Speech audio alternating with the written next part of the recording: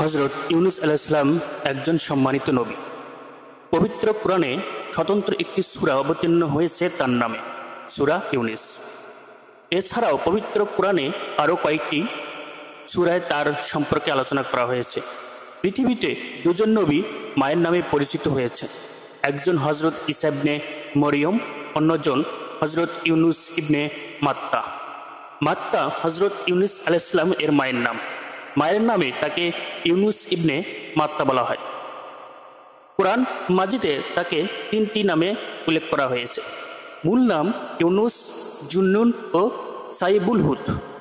জুন্নুন ও সাইবুল হুদ এর অর্থ মাছওয়ালা। মাছ সংশ্লিষ্ট ঘটনার দিকে ইঙ্গিত করে তাকে এ নামে উল্লেখ করা হয়েছে। হজরত ইউনুস আলাইহিসসালামকে বর্তমান ইরাকের মসুল নগরীর নিকটবর্তী নিনওয়া জনপদের নবী হিসেবে পাঠানো হয়েছিল। সূরা সাফফাতের 147 নং আয়াতে এ সংক্রান্ত আলোচনা করা হয়েছে। তিনি মুসুলবাসীকে আল্লাহর পথে ডাকলেন, হেদায়েতের পথ প্রদর্শন করলেন, ঈমান ও সৎকর্মের প্রতি আহ্বান করলেন, আখিরাতের বিষয়ে সতর্ক করলেন, জাহান্নামের ভীতি প্রদর্শন করলেন, জান্নাতের নাজ নিয়ামতের কথা শোনালেন। কিন্তু তার সম্প্রদায়ের লোকজন অবাধ্যতা প্রদর্শন করল। একদিন দুদিন ধরে দীর্ঘদিন অতিবাহিত হয়ে গেল। ইউনুস আলাইহিসসালাম তাদের ঈমান সম্পর্কে কিছুটা হতাশ হয়ে পড়লেন এবং 3 দিনের মধ্যে আল্লাহর আযাব তাদের উপর নিপতিত হচ্ছে ঘোষণা দিয়ে নিজ এলাকা পরিত্যাগ করলেন। কিন্তু এলাকা পরিত্যাগ করার ক্ষেত্রে তিনি আল্লাহর নির্দেশনার অপেক্ষা করেননি। এভাবে আল্লাহর নির্দেশের অপেক্ষা না করে নিজ উদ্যোগে বের হওয়াটা গুনাহ ছিল না, কিন্তু নবুয়তের শানের পরিপন্থী ছিল, যা আল্লাহর পছন্দ হয়নি।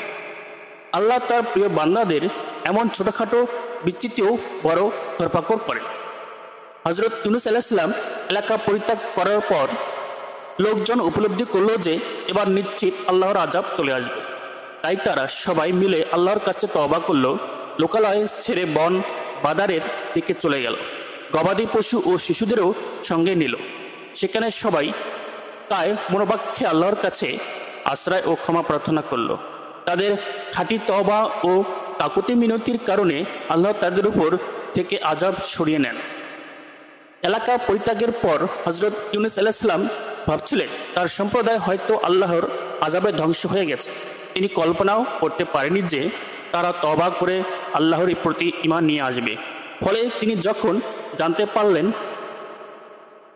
তারা সবাই ঈমান নিয়ে এসেছে, একদিকে তিনি বিস্মিত হলেন, অন্যদিকে ভীত সন্ত্রস্তও হলেন।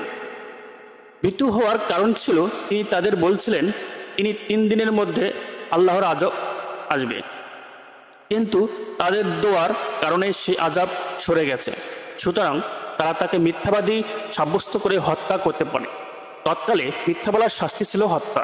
এই শঙ্কায় তিনি স্বদেশে না ফিরে দূরদেশে হিজরতের ইচ্ছা করলেন। এই উদ্দেশ্যে মানুষ বোঝায় একটি নৌকায় চলে বসলেন। নৌকা মাঝ নদীতে পৌঁছামাত্র প্রচণ্ড বেগে ঝড় তুফান শুরু হলো। বিশাল বিশাল ঢেউয়ের ধাক্কায় নৌকা ডুবে যাওয়ার উপক্রম হলো। অবস্থা বেগতিক দেখে মাঝিরা বলল, এখানে মালিকের অবাধ্যতা করে কেউ নৌকায় আরোহণ করেছে। মাঝিদের বিশ্বাস ছিল কোনো অন্যায় কাজ করে কেউ নৌকায় আরোহণ করলে এমন পরিস্থিতি তৈরি হয়। সুতরাং তারা বলল, এমন কেউ থাকলে তাকে নদীতে ফেলে দিতে হবে। তখন যাত্রীদের মধ্যে লটারি দেওয়া হলো। লটারিতে হজরত ইউনুস আলাইহিসসালাম এর নাম এলো। 3 বার লটারি হলো, প্রতিবার তার নামই বেরিয়ে এলো। হজরত ইউনুস আলাইহিসসালাম নদীতে ঝাঁপিয়ে পড়লেন। ইতিমধ্যে একটি বিশাল দেহী মাছ এসে হজরত ইউনুস আলাইহিসসালামকে গিলে ফেলে। সেই মাছের প্রতি আল্লাহর নির্দেশ ছিল হজরত ইউনুস আলাইহিসসালাম এর অস্তিম মজ্জার যেন ক্ষতি না হয়। সে তার খাদ্য নয়, তার উদর কিছুদিনের জন্য তার বন্দিখানা মাত্র।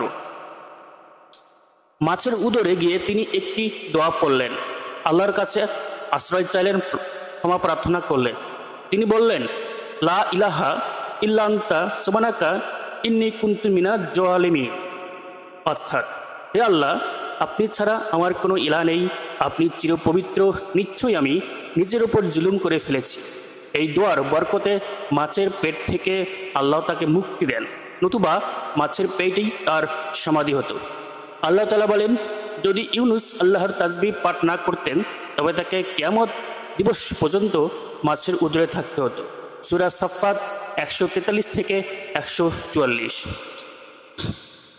কিছুদিন পর মাছ হযরত ইউনুস আলাইহিস সালামকে নদী তীরে উদ্গীকরণ করে দিল। আল্লাহ তাআলা সেখানে তার শারীরিক সুস্থতার জন্য লতা বিশিষ্ট বৃক্ষ উদ্গত করে দেন। আল্লাহ তাআলা বলেন, অতঃপর আমি তাকে এক বিস্তীর্ণ বিজন প্রান্তরে নিক্ষেপ করলাম। তখন তিনি ছিলেন রুগ্ন। আমি তার জন্য এক লতা বিশিষ্ট বৃক্ষ উদ্গত করলাম। হযরত ইউনুস আলাইহিস সালাম এর ঘটনা থেকে আমাদের শিক্ষণীয় বিষয় হলো, যে কোনো বিপদ আপদে আল্লাহর দিকে মনোনিবেশ করা এবং তার আশ্রয় কামনা করা।